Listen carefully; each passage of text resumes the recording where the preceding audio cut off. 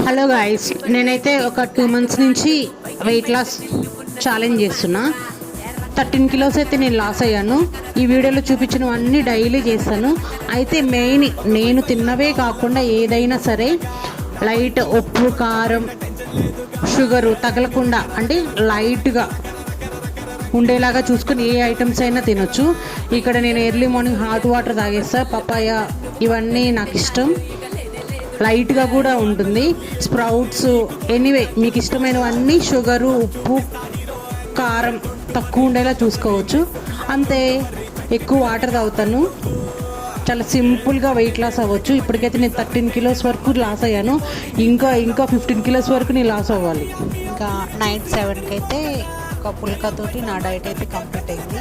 Morning evening exercise అయితే compulsory yoga చేయాలి. Bye bye.